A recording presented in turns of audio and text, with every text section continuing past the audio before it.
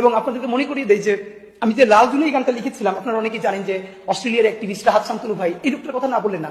এই আন্দোলনের শেষের 15টা দিন প্রত্যেকটা দিন রাতে আমাকে ফোন করতেন রাহাত শান্তনু ভাই, যিনি অস্ট্রেলিয়ার বড় অ্যাক্টিভিস্ট, এবং উনি একমাত্র লোক যে সারাদিনের মধ্যে একবার বলতেন যে তুমি তোমার ওয়াইফের খবর ভুলে যেও না। তো ওনার কথা আমি এখন মনে করছি। তো উনি আমাকে ফোন করে বললেন যে তুমি একটা র্যাপ গান লেখো। আমি তো সাধারণত জানি না, আমি কবিতা লিখি, আমার কবিতার বই বের হয়েছে। তো আমি বললাম ভাই আমি তো র্যাপ গান কখনো লিখি নাই। বলে না তুমি লেখো, তুমি পারবা। তো আমার প্রচন্ড তাড়া হচ্ছিল যে আমি চাচ্ছিলাম যে এই আমি যা রাস্তায় দেখছি, এই আন্দোলন তো এই স্মৃতি সব নষ্ট করে দেওয়া হবে, এই ন্যারেটিভকে মিথ্যা বলা হবে, সুতরাং আমি কিছু লিখে রাখি। আমি বারবার চেষ্টা করছিলাম, কিচ্ছু লিখতে পারছিলাম না, আমি স্টার্ট হয়েছিলাম। তখন হঠাৎ করে ভাই উনি যখন ফোন করে বললেন যে তোমাকে একটা র্যাপ লিখতে হবে, আমি 2বার বসলাম, আমি দেখি কিচ্ছু মাথা থেকে আসলাম না। ভাইকে আবার ফোন দিয়ে বললাম ভাই আমি তো কখনো র্যাপ লিখি না, আমি পারি না। তখন উনি আমাকে দারুণ ট্যাক্টফুলি হ্যান্ডেল করলেন। উনি বললেন কি আচ্ছা শোনো, তোমার গান লিখতে হবে না, তুমি তো এই গত 10 দিন ধরে রক্তের মধ্যে দাঁড়িয়ে আছো। কারণ আমি যা দেখতাম প্রতিদিন ওনাকে এসে বলতাম যে ভাই আমি আমার সামনে দেখতেছি কি হচ্ছে। তখন উনি বললো তোমার কোনো গান লেখা লাগবে না, তুমি ধরো আজ থেকে 50 বছর পর বাংলাদেশের মানুষ জানবে না আজকে কি হয়েছে, তুমি ইতিহাস লেখো, তুমি কি দেখছো, তুমি কিসের মধ্যে দাঁড়িয়ে আছো সেইটা লেখো, তাতে গান হলে হোক না হলে না হোক। এই যখন আমাকে বললো আমি লিখতে শুরু করলাম। আমি কি দেখেছি অদ্ভুত ব্যাপার, 1 ঘন্টা পরে আমি যা লিখলাম, এরপরে আমি দেখলাম যে আমার সারা শরীর কাঁপছে, আমি কান্না করছি।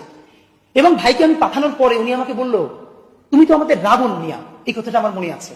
কারণ আমি এটা গান হয়ে উঠবে কি উঠবে না এটা আমার চিন্তা ছিল না, আমার মাথায় ছিল আমি যা দেখেছি। এর মধ্যে এরকম আছে যাকে আপনারা জানেন যে হাতটা আছে পাটা নাই, পা আছে তো হাতটা নাই, আঙুলগুলো কাইতে পড়ছে, আমার বলার শক্তি নাই, মরার আগে আমার আর কি দেখাইবা খোদা, কইতে পারো এই ডাইনিটা কোন নমরুদের চোদা। এটা কিন্তু আমার গানের লাইনের মধ্যে আছে। আপনাদের মাধ্যমে জানাই ইউটিউবে লাল জুলাই গানটা সার্চ দিলেই এটা পাওয়া যাবে। জুলাই নিয়ে এখন পর্যন্ত এরকম গান দ্বিতীয়টা হয় নাই, প্রত্যেকটা মানুষ অসুস্থ হয়ে যাবে।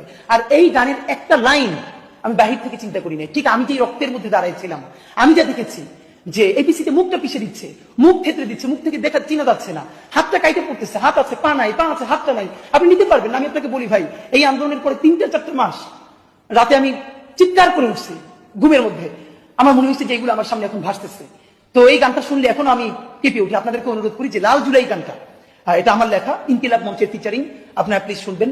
তো এই হয়ে হয়ে তো বাংলাদেশ স্বাধীন হয়ে গেল। তো এই কথা যদি আমরা বলতে শুরু করি আমি জানি না কত দিন কত ঘন্টা পর বলতে পারবো। তো এইগুলো ডকুমেন্টেড হওয়া উচিত।